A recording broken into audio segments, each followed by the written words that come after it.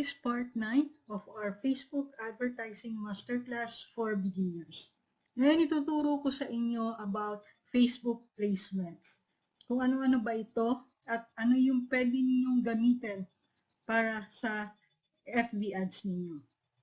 So dito, may dalawang klase ng placements. So ito yung automatic placements, which is nakalagay yung Facebook is recommended.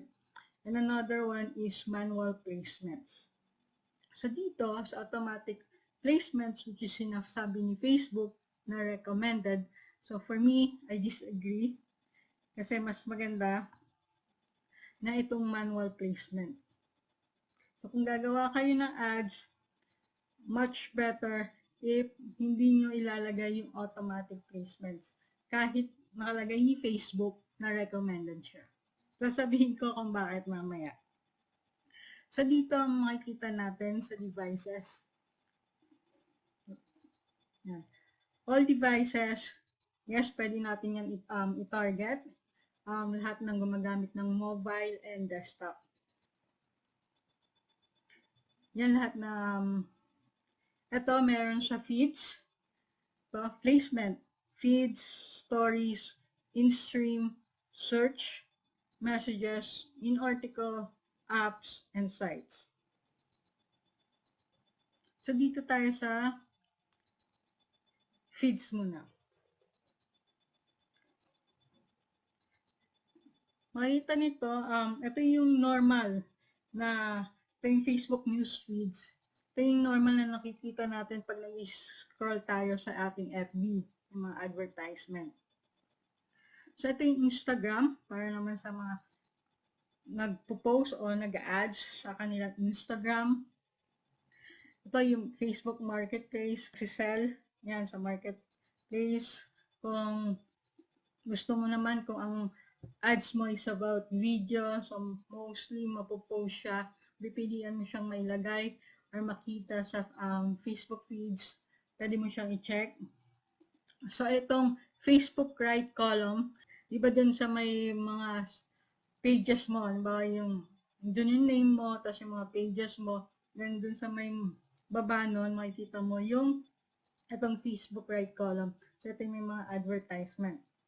Maganda siyang gamitin kapag meron ka na talagang audience or may mga targeted na nakakilala sa'yo, nakakilala sa product mo. Pwede ka gumamit ng Facebook right column and i-target mo yung mga customer mo na kilala ka na o na nag-purchase na sa'yo. So, maganda yan. So, Instagram Explore, Messenger Inbox, yan, ayan yung mga nakikita natin. Advertisement. Yan, makikita mo siya. So, Stories, yan, kung mahilig ka, yung, pwede mo sila ilagay sa story kung yun ang target mo.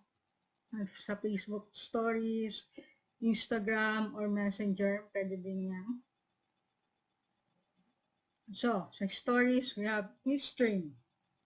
Yan sa Facebook in-stream videos, kung mahilig ka more on or yung targeted audience mo is more on sa videos, pwede yan. Facebook search, hindi gaanong ginagamit din. Yan, sa Messenger. Ayan makikita natin yung sample niya. Mapapansin niyo siya pag yung sa nag-scroll kayo, inopen yung Messenger niyo, yung sa mga conversation ng mga friends nyo na may conversation kayo, biglang may advertisement in between. So, yan po yan. In article, wala rin masyadong gumagamit and itong apps and sites. Yan. So, kung gagawa ka ng FB ads, pwede mong piliin ang Facebook o Instagram. Para sa akin, if maglo-launch ka ng ads sa Facebook, siguro i-test mo siya or split mo siya. Huwag mong ipagsabay yung Facebook at Instagram kasi iba yung images niya, image size, or mga sa demographics, iba. So, kung maglo-launch ka, i-separate mo siya. So, kung Facebook, Facebook muna.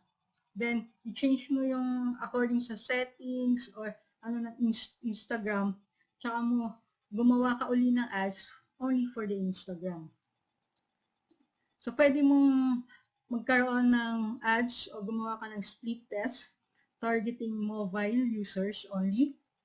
Tapos, dito pipili ka. Yan. Natanggalin muna natin lahat.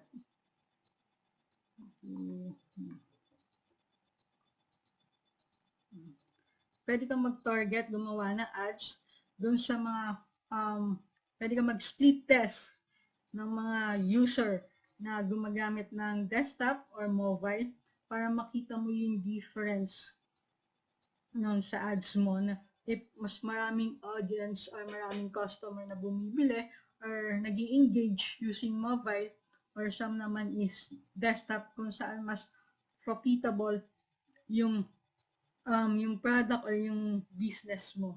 So, pwede mong magkaroon ka ng split test regarding that. Disagree ako sa nakalagay na recommended ng Facebook sa automatic placement.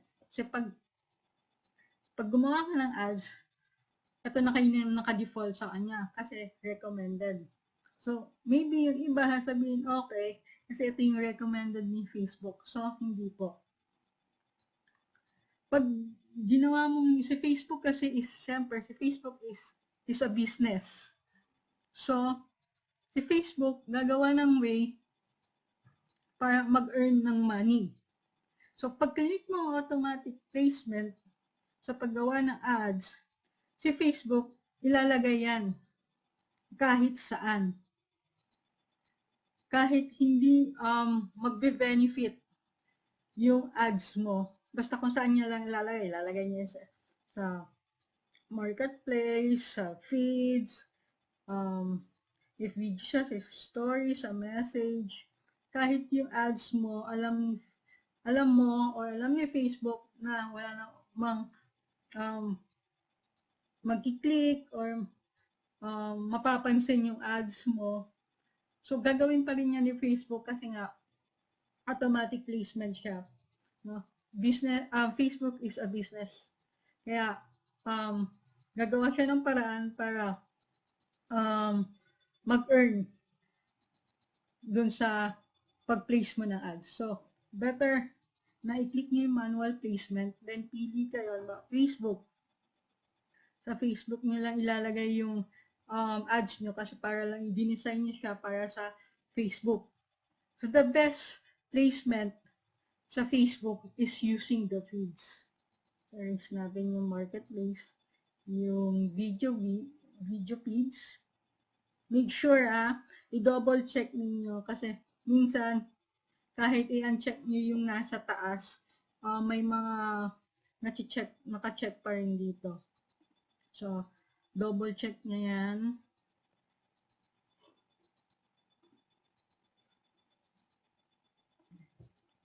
Yan, wala na. So, i-check nyo lang yung Facebook newsfeed. So, yan.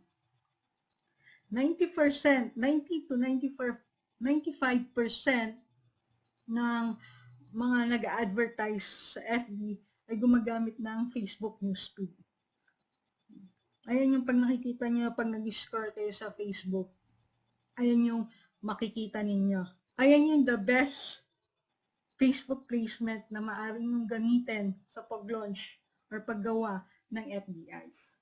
Guys, if na-miss nyo yung other video training natin, nandiyan sa description yung mga links ng iba't ibang part ng ating Facebook masterclass for beginners. Next video training natin is I will discuss itong detailed targeting. Yan. Kung paano nyo siya magagamit sa pag-target ng mga customer ninyo or depende sa product or services or niche ng store ninyo. So, kung paano nyo magagamit ang demographics, interests, or behaviors sa pag-target ng mga customer ninyo regarding sa niche ng store ninyo. So, i-discuss ko po yan. Huwag niyo pong kalimutang mag-subscribe sa ating YouTube channel.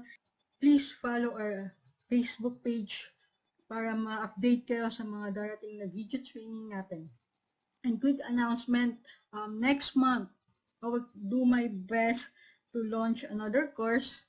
I'm thinking if Shopify or Amazon, or next month then I will reveal the different techniques or mga ginagawa ng mga employers, yung step nila on how to hire a VA. So if you are interested na sa pagiging VA, kung ano yung mga techniques ng mga employer para sa hiring process nila o kung mga qualification na hinahanap nila sa isang VA, i-reveal po natin yan next month. So thank you very much and see you on my next video.